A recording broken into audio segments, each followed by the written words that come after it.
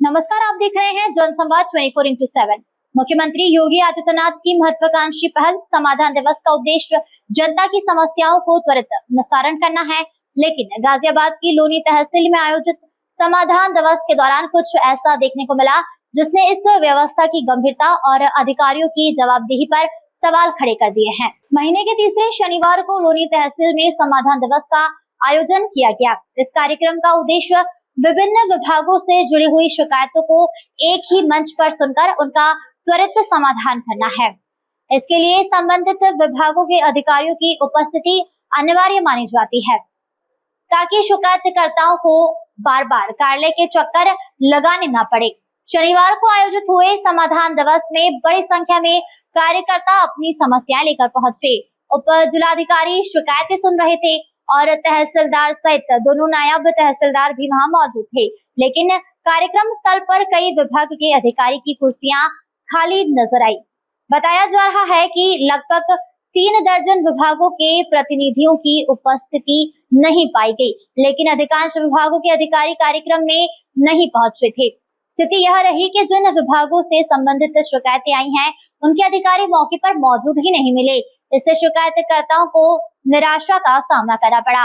वहीं पुलिस विभाग की उपस्थिति भी अपेक्षाकृत कम दिखाई दी, जबकि समाधान दिवस में विभिन्न थानों के प्रतिनिधियों की मौजूदगी अपेक्षित रहती है। खाली पड़ी हुई कुर्सी यह सवाल खड़े कर रही है कि क्या समाधान दिवस की मूल भावना को गंभीरता से लिया जा रहा है या नहीं।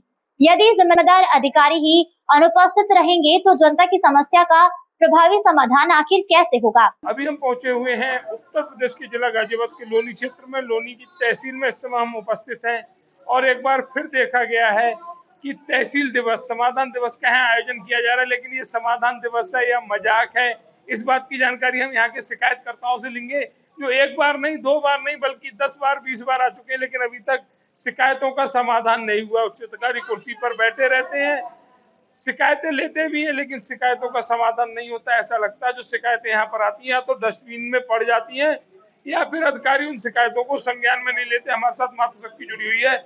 आज की शुरुआत मातृशक्ति से करते हैं। आपका नाम क्या है? मेरा नाम दर्पना आशा, यूपीएससी तिलकराम कॉलोनी। मैं 10 वर्ष से आशा के रूप में कार्यरत हूँ। मुझे मेरे काम का मानदेय नहीं दिया जा रहा और अधिकारियों द्वारा मुझे अभद्र व्यवहार किया जा रहा है और प्रताड़ित किया जा रहा है। उसके साथ साथ मुझे नौकरी छोड़ने के लिए एक रिजाइन लेटर दिया गया है और उस पर सिग्नेचर करके और बार बार नौकरी छोड़ने के लिए दबाव बना रहे हैं। और यहाँ बनाने वाले कौन लोग हैं? दबाव बनाने वाले हमारे हॉस्पिटल के एमओआईसी और ऊपर से नरेश भागवत, ये सभी शामिल है सीएमओ ऑफिस से। दबाव क्यों बनाया जा रहा है? आपके कार्य से कुछ नहीं है, कारण कुछ और है। उन्होंने हमारे मानदेय को ऊपर ही हड़प लिया और उसकी शिकायत हमने की तो बार बार हमें टॉर्चर कर रहे हैं और कह रहे हैं सारे मैसेज डिलीट करो।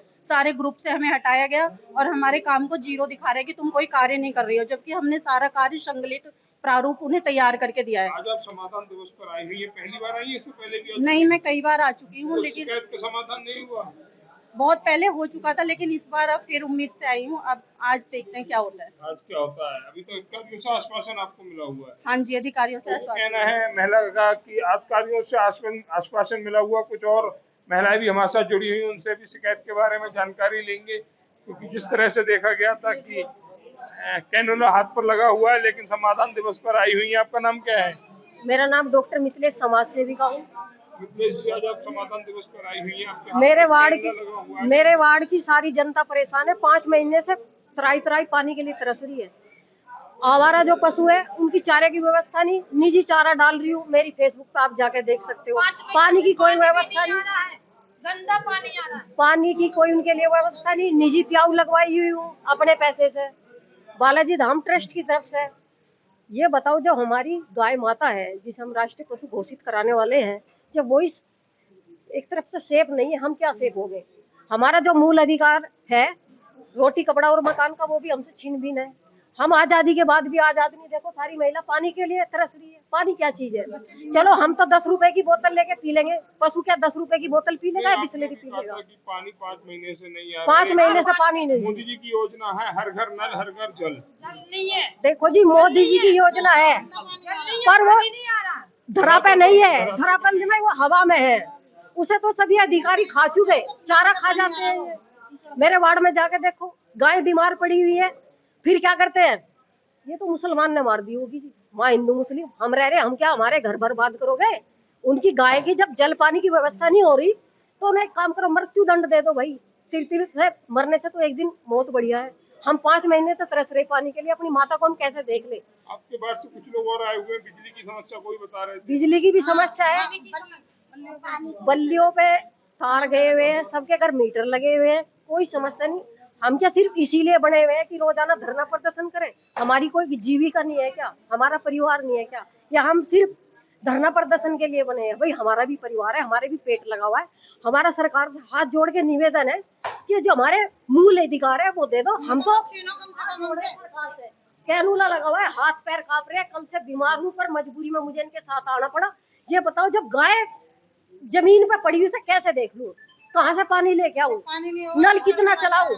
कम से कम 50 आवारा पशु मेरे वार्ड में घूम रहे हैं, मैं चारा लेके आती हूँ रोजाना 100-150 रुपए का, क्या हो रहा उनसे? मेरी इतनी निजी गाय पर बनी सरकार आखिर गाय को क्यों छोड़ रही है? गाय माता को मान ही नहीं रही, पेपरों में मान रही बस माता, गाय हमारी माता है, हिंदू मुस्लिम करने के लिए मान रही गाय हमारी माता है, बाकी जमीन पे कोई माता नहीं, वो सिर्फ एक पशु है जिसे तड़पने के लिए छोड़ रखा है। आपकी क्या समस्या थी? सर पानी की समस्या ये हमारे भी, इतने दिन से पानी नहीं आ रहा, आता तो बिल्कुल काला पानी, कीचड़ का पानी। Ward number 24 Loni Buddhnagar colony से आए हुए हम, और हमारी गली में ना ही बिजली के खंभे लगे हुए हैं, बल्लियों पे जा रखी है, जिसमें बिल्कुल कभी भी हादसा हो सकता, कुछ भी, उसका जिम्मेदार कौन होगा? आप बताइए, बिजली के तार टूट जाए, खंभा गिर जाए आंधी में तूफान में, तो उसका जिम्मेदार कौन होगा? हम लोग बिजली घर में भी कंप्लेंट कर चुके हैं, लेकिन कोई सुनवाई नहीं हो रही हमारी, नहीं हमारी गली में कोई। तो ढिंढोरा पिटा जाता है कि सबसे ज्यादा विकास अगर हो रहा तो लोनी में हो रहा। सर सबसे पहली गली है, उसमें ना ही सीवर लाइन है, ना कोई खंबा लाइन है, कुछ भी नहीं है। और कह रहे मीटर सबके बिल जब सबके खूब अच्छे से आ रहे हैं, बिल खूब अच्छे आ रहा है, खूब तगड़ा, लेकिन कोई सुविधा नहीं है बिल्कुल भी। तो ये कहना है, ये सभी लोग समाधान दिवस पर आए हुए अपनी शिकायतों को लेकर, किसी को बिजली की समस्या है, किसी को पानी की समस्या है, कोई गौ माता के लिए आया हुआ है।